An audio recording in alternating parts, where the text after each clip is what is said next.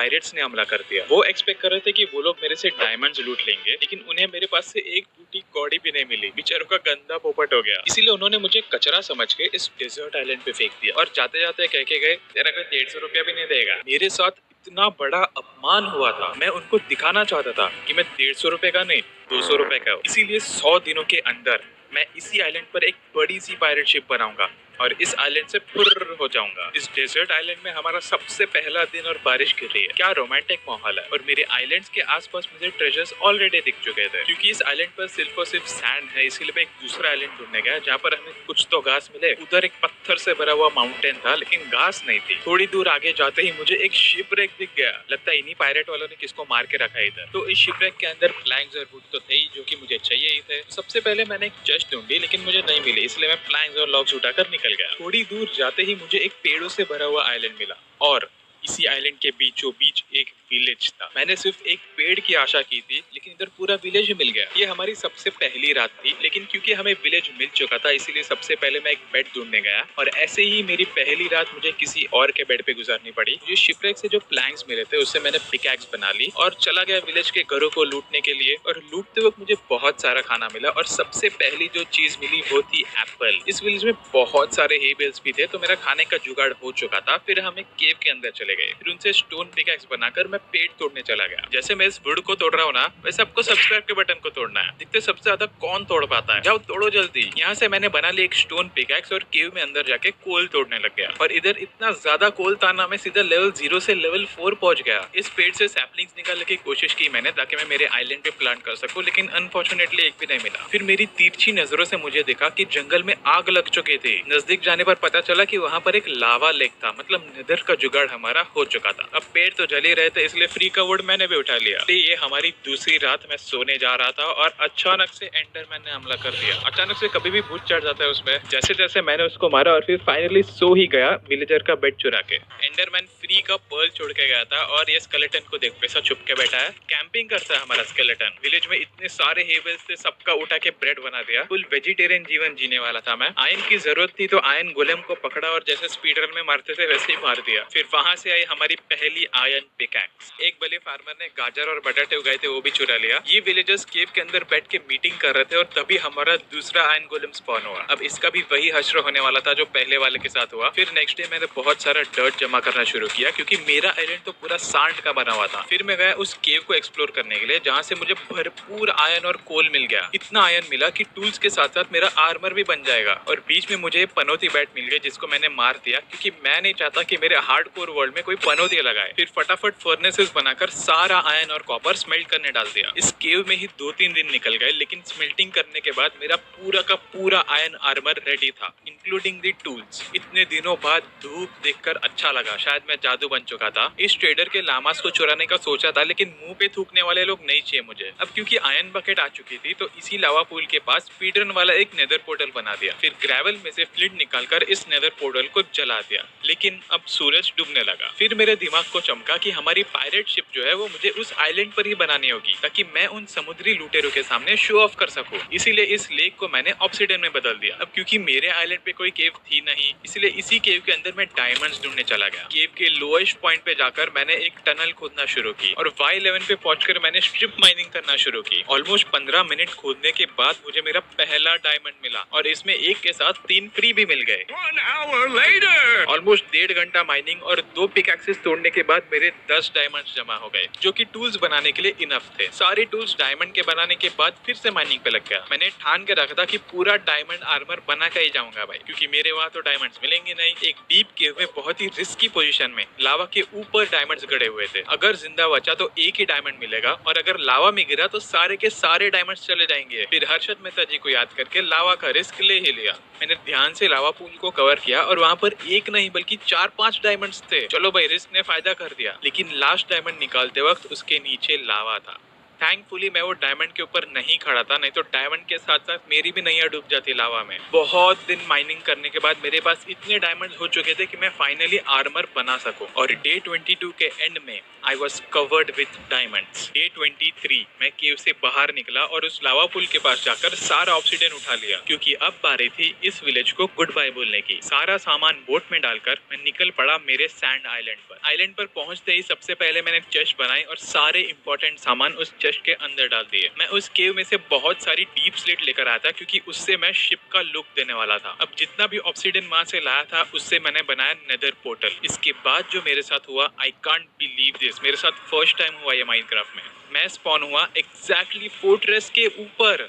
मैं 2 मिनट तक ऐसे ही देखता रह गया, भाई ऐसे कैसे। और सिर्फ यही नहीं, इस फोर्ट्रेस के साथ एक स्पेशल चीज जुड़ी हुई है जो आपको आगे जाके पता चलेगी। और इन दोनों चीजों को साथ में देखना इतना रेयर होता है ना, शायद से उन पायरेट्स ने मेरे ऊपर थोड़ी सी दया खाके मेरे को फोर्ट्रेस के ऊपर डाल दिया। उस फोर्ट्रेस को एक्सप्लोर करते वक्त एक पिगलिन मेरे पास भागते हुए आया, क्योंकि मैंने गोल्ड नहीं पहना हुआ था। और अगर वो फोर्ट्रेस की दीवार नहीं होती ना तो पिगलिन मुझे मार देता। और अपना काडू स्केलेटन इधर ही एज यूजुअल घूमते रहता है। वहां की चेस्ट में से ही मुझे इनफ गोल्ड मिल गया और एक डायमंड हॉर्स आर्मर मिला। थोड़ी दूर आगे जाते ही मुझे क्रिम्सन का फॉरेस्ट मिल गया। एक्चुअली मैं वॉर्प्ड का फॉरेस्ट ढूंढ रहा था, क्योंकि ग्रीन कलर अच्छा दिखेगा, लेकिन क्रिम्सन पहले मिल गया, इसलिए मैंने वही उठा लिया। और वहां पर बहुत सारी श्रूम लाइट्स भी थी, जिसको मैं बोट पर लगाऊंगा तो बहुत ओपी दिखेगा। यहाँ पर बहुत सारे लावा के वेल्स थे, जिसको मैंने कॉबलस्टोन से छुपा दिया। अब सारा वुड ओवरवर्ल्ड के चेस्ट में रखकर मैं फिर से नेदर में चला गया ब्लैक स्टोन ढूंढने के लिए। उसके लिए मैंने माइन खोदने की कोशिश की, लेकिन फिर याद आया कि बसॉल्ट में एकदम इजीली मिल जाएगा। नीचे के लावा लेक से मैंने एक स्ट्राइडर को पकड़ा, फिर उस पागल औरत मैग्मा से जैसे तैसे बच के मैं निकल पड़ा बसॉल्ट का बायोम ढूंढने के लिए। अब नेदर में इतना फॉग था, मुझे कुछ नहीं दिख रहा था, इसलिए मैंने फॉग ऑफ किया एंड गेस व्हाट,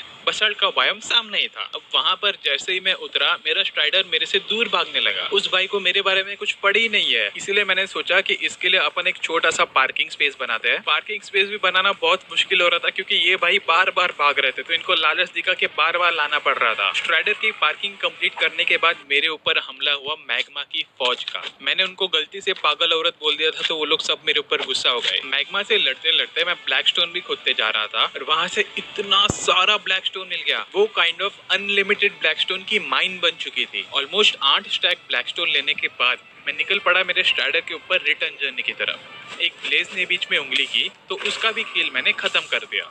अब ओवरऑल में आकर मैंने डीप स्लेट और नेदरराइट यूज करके मेरी शिप की एंट्रेंस बनाना शुरू की। फिर कॉबलस्टोन और ब्लैक स्टोन यूज करके मैंने मेरी शिप की पूरी आउटलाइन तैयार की। शिप की बॉर्डर बनाने के बाद मैंने सारे ब्लैक स्टोन को पॉलिश कर दिया, एकदम चिकना बना दिया। और उस चिकने ब्लैक स्टोन से मैंने बनाया मेरे शिप का स्ट्रक्चर, जिसको हम बोलेंगे शिप की हड्डी। शिप की मेन हड्डी बनाने के बाद मैं शिप का आगे का पार्ट बनाने लगा, जैसे सेम टाइटेनिक में था, जहाँ पर लोग हाथ फैला के खड़े रहते हैं। वैसे भी मैं सिंगल हूँ, तो मैं अकेला हाथ फैला के खड़ा रहता। उसके बाद मैं शिप की साइड की हड्डी बनाने लगा, जैसे वो रिब केज में होता है ना, वैसा गोल। इसका सीक्रेट कोड था 2123। वो मेरे ब्लॉक्स लगाने का डिजाइन था। वो रहा टाइटेनिक का पोज, और ये रहा शिप के रिब केज की हड्डी। अगले दिन मैंने हर एक हड्डी को स्टेयरकेस लगाकर साथ में जोड़ दिया। हर एक ब्लॉक को मैंने अंबुजा सीमेंट से चिपकाया। भाई अपनी शिप एकदम स्ट्रांग होनी चाहिए, डूबनी नहीं चाहिए। तो ये ऐसा कुछ दिखता है हमारा अंबुजा सीमेंट वाला स्ट्रक्चर। अगले दिन मैंने शिप के फिन को एक्सटेंड किया पूरे आगे तक, और शिप के आगे के गोल पार्ट को डिजाइन करना शुरू किया। अब शिप का चेहरा बनाने के बाद शिप का पिछवाड़ा भी तो बनाना पड़ेगा ना भाई, वो पट्टी किधर से करेगा। शिप के पिछवाड़े को ज्यादा डिजाइन नहीं किया, एकदम सिंपल फ्लैट बॉटम रहने दिया है, ताकि उसको टॉयलेट में बैठते वक्त तकलीफ ना हो। अब शिप का फ्रंट और बैक कंप्लीट करने के बाद शिप कुछ ऐसी दिखती है। तभी मुझे रियलाइज हुआ कि मेरे पास सिर्फ 24 ब्रेड्स है, और प्राणी तो एक भी नहीं था। इसीलिए आइलैंड को डर्ट से थोड़ा एक्सटेंड करके मैंने वहाँ पर फार्मिंग करना शुरू किया। मेरे बेचारे फार्म को खारा पानी मिल रहा था।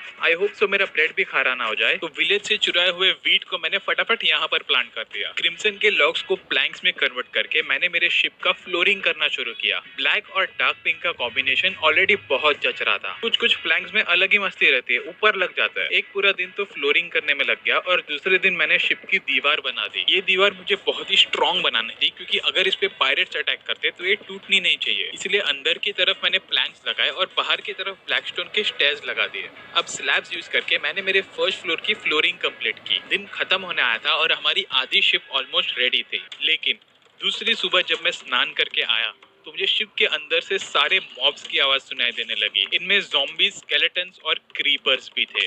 मैं तुरंत समझ गया कि मैंने क्या गड़बड़ की है। मैंने ग्राउंड फ्लोर का फ्लोर और सीलिंग कंप्लीट करने के बाद वहाँ पर लाइट्स ही नहीं लगाई। इतना प्रो प्लेयर होकर मैं ऐसी गलती कैसे कर सकता हूँ? शिट! मैंने कुछ स्लैब्स तोड़े और हमारे मेहमानों को हाय बोलने चला गया और आई वाज सरप्राइज कि पूरा फ्लोर मेहमानों से भरा हुआ था। बिन बुलाए मेहमान थे सारे। लेकिन हमारे क्रीपर भाई में अलग ही चुल मची हुई है, उनको फूटना ही है। नई नवेली शिप का पूरा सत्यानाश कर दिया। मेरा ही भाई होके मुझे ही धोखा देता है। अब उन सबको खत्म करने के बाद नीचे सबसे पहले मैंने टॉर्चेस लगा दिए, फिर हमारे फर्स्ट फ्लोर पर जाकर दीवार और सीलिंग लगाना शुरू किया। मैं सोच रहा था इन दीवारों के बीच में मैं कैनन्स लगाऊं, लेकिन कैनन बनाने के लिए रेडस्टोन बहुत कम था मेरे पास। अब सारी दीवारें कंप्लीट करने के बाद हमारे शिप का लुक कुछ ऐसा था। अभी ये एकदम नूब डिजाइन दिख रहा है, लेकिन थोड़ा राह देखो, इसको पूरा प्रो डिजाइन में कन्वर्ट कर दूंगा। लेकिन क्योंकि मेरा सामान खत्म हो चुका था, इसलिए मुझे फिर से नेदर में जाना पड़ा और फोर्ट्रेस में घूमते घूमते मुझे मिली वो स्पेशल चीज। ये देखकर आई वॉज शॉक्ड। मैंने कभी सोचा नहीं था कि मैं फोर्ट्रेस पे स्पॉन होऊंगा और फोर्ट्रेस के साथ साथ एक जुड़ा हुआ बैस्टियन फ्री में मिलेगा। और ये कोई ऐसा वैसा बैस्टियन नहीं था, ये ट्रेजर वाला बैस्टियन था। यहाँ पर बहुत सारा खतरा भी था, लेकिन नीचे ओपी ट्रेजर भी था। क्योंकि मेरे इस हार्डकोर वर्ल्ड में अब तक 50 दिन भी नहीं हुए थे, इसलिए मैंने कोई रिस्क नहीं लिया। मैं सीधा उस बैस्टियन से बाहर निकल आया। उस बैस्टियन के अंदर जाएंगे, लेकिन अभी नहीं, पहले मुझे मेरा शिप कंप्लीट करने दो।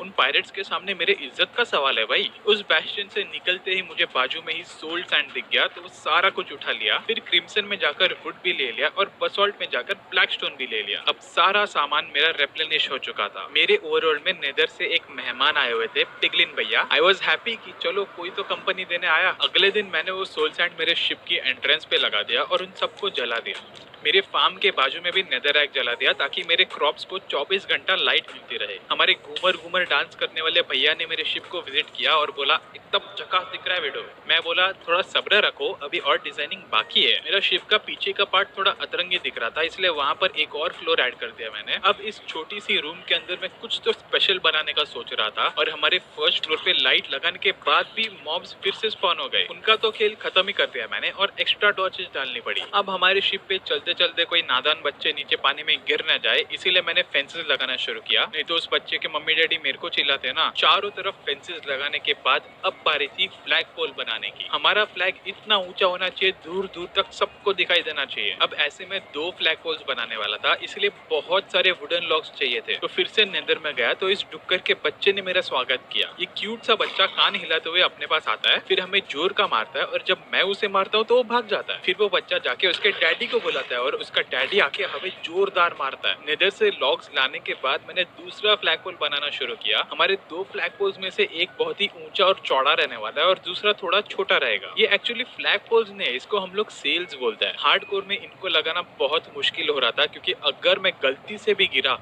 तो गेम इधर ही खत्म हो जाएगी। ये बारिश बार बार आके मुझे बहुत परेशान कर रही थी, इसलिए मैंने उसको ऑफ कर दिया। तो ये रहे हमारे 2 बड़े सेल पोल्स। अब मुझे फ्लैग्स बनाने के लिए जरूरत थी वुल की, और प्राणी तो मेरे पास एक भी नहीं था। दूर से हमारा बोट कुछ ऐसा दिख रहा था, बहुत ही बड़ा था। इस आइलैंड पे मुझे आसानी से 2 शिप्स मिल गई। दोनों को पटा के मैंने बोट में बिठा दिया, लेकिन दोनों साथ में ही बैठ गई। लगता है जय वीरू की दोस्ती है इनकी। एक शिप को नीचे उतार कर मैं आगे बढ़ ही रहा था कि तभी नीचे से मैग्मा बबल्स ने हमला किया। वो लोग ने मेरी बोट को पूरी पलटा दी। फिर मैं और शिप दोनों पानी में, और वो बबल्स शीप को पानी के नीचे खींच रहे थे। मैं उस शीप को बचाने जाने वाला था, लेकिन मेरी सांस खत्म होने लगी थी। उसको बचाने के चक्कर में मेरे वर्ल्ड का दी एंड हो जाता, इसलिए मैंने उसको वहीं पर छोड़ दिया और मैं आइलैंड पे जाके दूसरी शिप को लेकर आया। एंड गेस व्हाट, रास्ते में जाते जाते वो शिप अपने आप ऊपर आ गई थी। उन दोनों शिप्स की दोस्ती इतनी तगड़ी थी कि कोई उस शिप को डुबा ही नहीं पाया। मैं उन दोनों शिप्स को मेरे आइलैंड पर लेकर आया और दोनों को टेम कर दिया। फिर एक क्यूट सा छोटा सा नन्ना मुन्ना प्याला सा बेबी आया। ये शिप्स उस सोल की आग में न चली जाए, इसीलिए मैंने डर्ट यूज करके एक छोटा सा प्लेटफॉर्म बना दिया और चारों तरफ फेंसेस लगा दिए। अब इस प्लेटफॉर्म पर हमारी शिप सुरक्षित है और प्रोटेक्शन देने का टैक्स भी लगता है ना भाई, इसीलिए मैंने उनका वुल ले लिया। अब जब तक वो शिप्स ग्रो करके अपनी बड़ी सी फैमिली बना रहे थे, तब तक मैंने बोट पे एयर फेंसेस लगाना शुरू किया। ये फेंसेस एक थ्रेड की तरह एक्ट करेंगी, जो कि फ्लैग पोल से जाके कनेक्ट हो जाएगी, और इन फेंसेस के बीच में भी हम फ्लैग्स डालेंगे। मुझे पानी के अंदर अचानक से एक ब्लैक वुल दिखे, पता नहीं किधर से आई, लेकिन उसका वुल ले लिया मैंने। अगले कुछ दिनों में धीरे धीरे करके हमारे शीप्स की इतनी बड़ी फैमिली हो चुकी थी। अब इनसे मुझे बहुत सारा वुल मिल जाएगा। यही वुल यूज करके मैं मेरे फ्लैग पोल के टॉप पे गया और वुल लगाना शुरू किया। ये वुल का थोड़ा कर्व डिजाइन था, इसलिए मुझे ये सब फेंस की झंझट करनी पड़ी और नीचे मैंने पानी डाल के रखा ताकि अगर गिरो भी तो मैं जिंदा बच जाऊं। एक छोटा सा फ्लैग तो रेडी हो चुका था, लेकिन उसके बाद एक बड़ी प्रॉब्लम मुझे समझ में आई। मेरे इस आइलैंड पे ग्रास बिल्कुल नहीं था और इन शीप्स को तो ग्रास चाहिए। बिना ग्रास खाए ये शीप्स दोबारा वुल नहीं उगाएंगी। मतलब ये सारी शीप्स अब हमेशा के लिए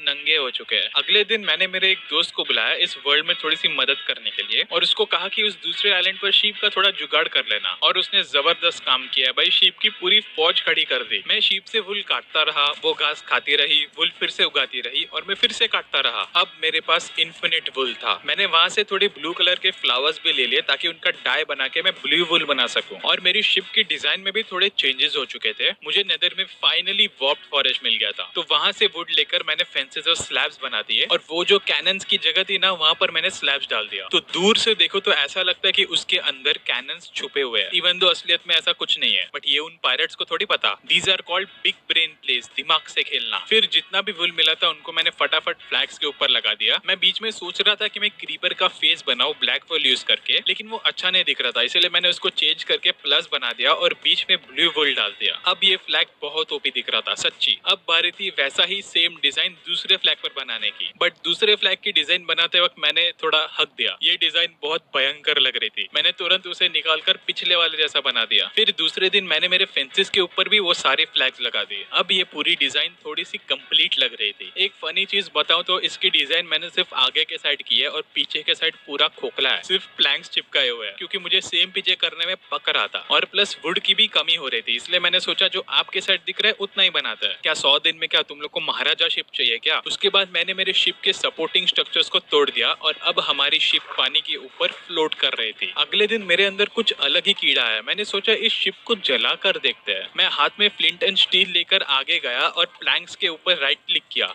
और वुड नहीं जला, क्योंकि वो नेदर का वुड था भाई। मतलब हमारी शिप फायर प्रूफ हो चुकी थी। मेरे आइलैंड के थोड़े दूर ही मुझे एक रूइन पोर्टल दिखा था, तो मैं वहीं पर जा रहा था और बीच में मुझे एक ओशन टेम्पल दिखा। मैं उस रूइन पोर्टल की चेस्ट को लूटने गया और अंदर देखा तो एकदम बेकार लूट थी। मैं आइलैंड पे रिटर्न आ गया और अगले दिन मैंने मेरे शिप की एंट्रेंस कंप्लीट की और इसी बीच मेरी जलाई हुई आग मुझे ही जलाने लगी। नसीब में पानी के बाजू में रहता था, वरना मर जाता मैं। मैंने फार्म से थोड़े वीट उठाकर और भी बहुत सारे ब्रेड्स बना लिए। उसके बाद मेरे आइलैंड्स के नीचे कुछ ओशन रूइंस थे, तो वहां पर मैं गया चेस्ट ढूंढने के लिए। वहां के एक चेस्ट में मुझे एक बरीड ट्रेजर मैप मिला और इस मैप के अंदर हमारी शिप भी दिख रही थी। क्या ओपी दिख रही थी। वहाँ दीवार के नीचे छुप कर बैठा हुआ और एक चेस्ट था, जिसके अंदर से मुझे एक एन्चेंटेड फिशिंग बो और दूसरा बरीड ट्रेजर मैप मिला। ये दोनों मैप सेम ही होने वाले हैं, पता है मुझे। उसके बाद मैं वो बरीड ट्रेजर ढूंढने के लिए गया और सरप्राइजिंगली वो ट्रेजर ओपन वाटर्स में था, वो छुपा हुआ नहीं था। ये मेरे लिए भी काफी सरप्राइजिंग बात थी। लेकिन उस चेस्ट के अंदर इतने सारे एमरल्ड्स थे, उनको देखकर दिल पूरा एमरल्ड एमरल्ड हो गया। फिर मैं वो एन्चेंटेड फिशिंग बो लेकर मेरे शिप के ऊपर चढ़ गया मच्छी पकड़ने के लिए। लेकिन अगले ही दिन टू माय सरप्राइज मुझे एक एक्सेलॉट दिखी, जो कि एक बेचारे से ग्लोइंग स्क्विड को मार रही थी। मैंने सोचा इसको तो पकड़ना है भाई। मैंने फटाफट खाली बकेट लेकर पानी में डुबकी मारी और वो मेरे सामने इतनी तेजी से भाग रही थी कि उसको पकड़ना बहुत ही मुश्किल था। ऊपर से मेरी सांस भी खत्म हो रही थी।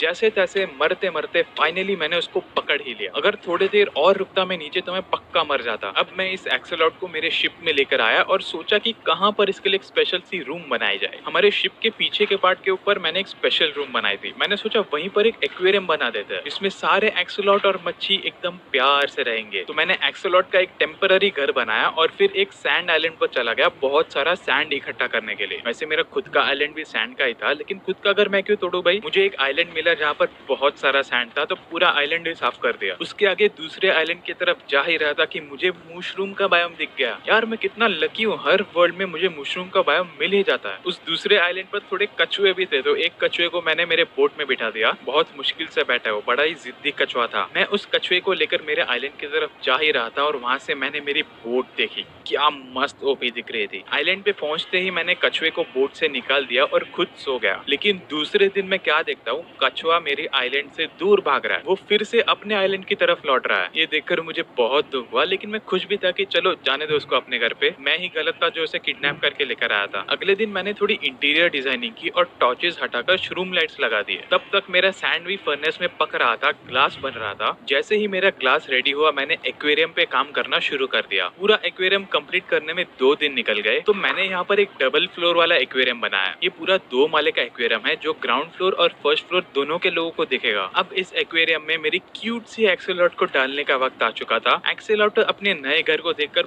बहुत ही खुश थी, या फिर नहीं, आई डोंट नो, लेकिन उसके चेहरे पे एक स्माइल दिख रही थी। अब इस एक्सेलॉट को भूख भी लगी होगी, इसलिए उसके लिए मच्छी पकड़ने निकल गया मैं। थोड़े से बकेट्स में मैंने ट्रॉपिकल फिशेस पकड़ी और उनको लाकर मेरे एक्वेरियम में छोड़ दिया। जैसे ही मैंने पहली मछली डाली मेरे एक्सेलॉट ने उसको मार दिया। मेरी एक्सेलॉट ने मारी हुई मच्छी में खुद खा गया। डे 90, अब सिर्फ 10 दिन बाकी थे। सिर्फ एक एक्सेलॉट से मेरा पेट नहीं भरा, इसलिए मैं और लोगों को पकड़ने गया और मुझे काफी एक्सेलॉट्स मिले भी। फिर मुझे एक व्हाइट और पिंक कलर की एक्सेलॉट दिखी जो कि मुझे बहुत पसंद आई। अब ये तो पकड़ना ही था। जैसे तैसे उसको भी पकड़ लिया और मेरे प्यारे से एक्वेरियम में लेकर आया। अब मेरा एक्वेरियम एकदम भरा भरा और क्यूट लग रहा था। मैंने बकेट में भरी हुई मच्छी 2 एक्सेलॉट्स को दी और दोनों ने मिलकर एक छोटे से बेबी को लेकर आए।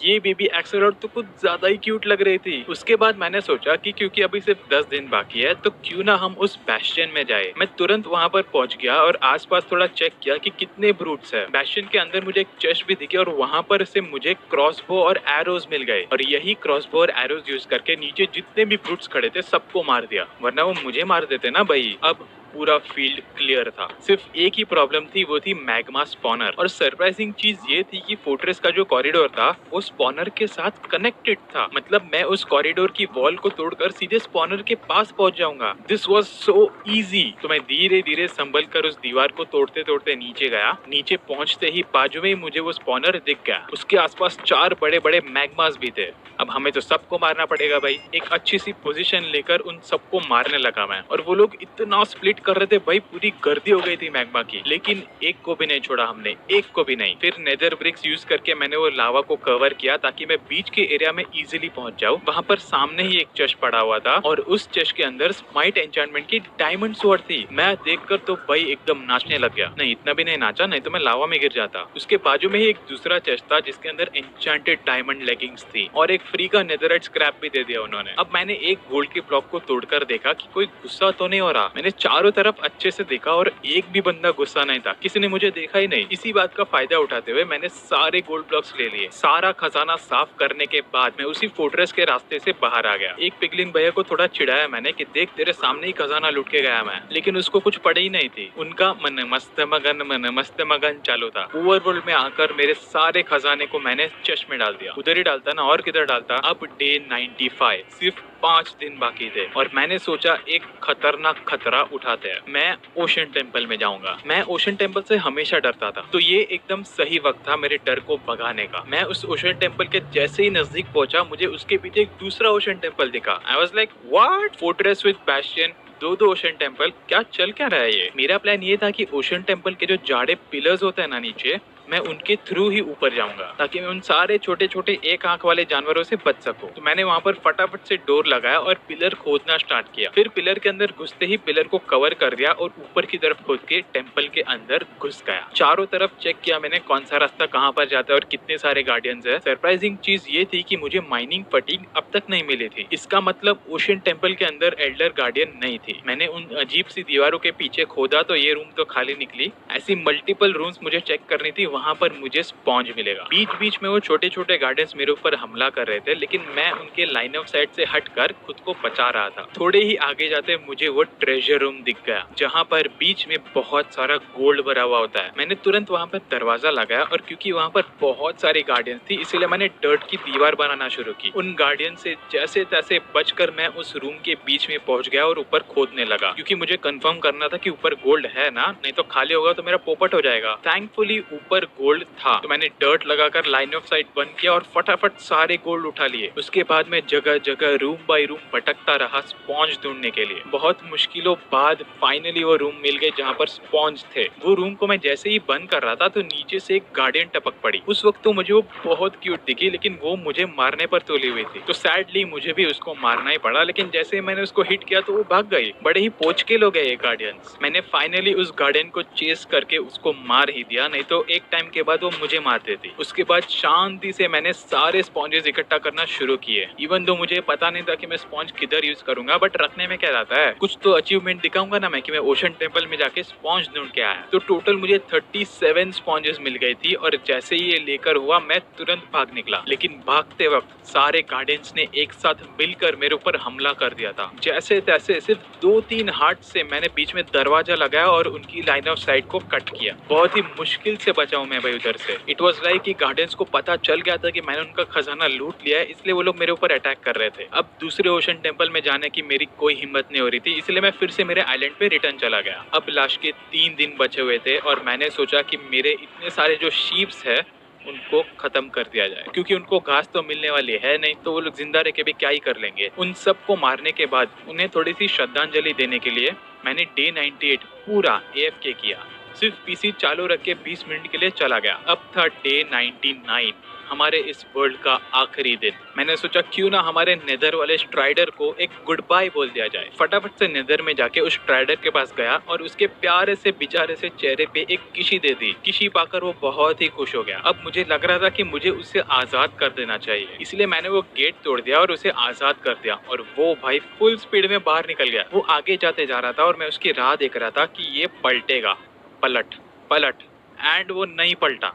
मेरा प्यारा स्ट्राइडर बिना पलटे निकल गया। चलो कोई नहीं, उसकी जिंदगी है, वो खुश रहेगा। फिर मैं ओवरवर्ल्ड में आकर मेरे एक्सोलॉट्स को गुड बाय बोलने लगा। एक्सोलॉट्स तो सारी खुश थे, एकदम सब मजे कर रहे थे। मेरे आइलैंड को भी एक फाइनल गुड बाय बोलकर मेरे शिप के ऊपर मैं चढ़ गया। अब ये था हमारे वर्ल्ड का आखिरी सनसेट। इसे देखकर मैं बहुत ही इमोशनल हुआ था। मजाक कर रहा हूँ। मैं खुश हो रहा था कि चलो मैंने 100 दिन निकाल दिए भाई हार्डकोर में। आखिरी रात को मैं सोने जा रहा था और बेड ने बोला कि there are monsters nearby, और फिर अचानक से एक स्केलेटन टपक पड़ा। मैं सोचा आ जा भाई, आखिरी दिन पे भी तेरे नखरे हैं, चल निकल। अगली सुबह day 100। I had finally survived 100 days in hardcore Minecraft। इतनी बड़ी अचीवमेंट, बहुत खुशी हुई। अब क्या, वीडियो को यहीं पर एंड करते हैं। वीडियो को अच्छा लगा हो तो लाइक कर दीजिए, चैनल पर नए तो सब्सक्राइब कर दीजिए। गाइस बहुत टाइम और एफर्ट्स लगे इस वीडियो को बनाने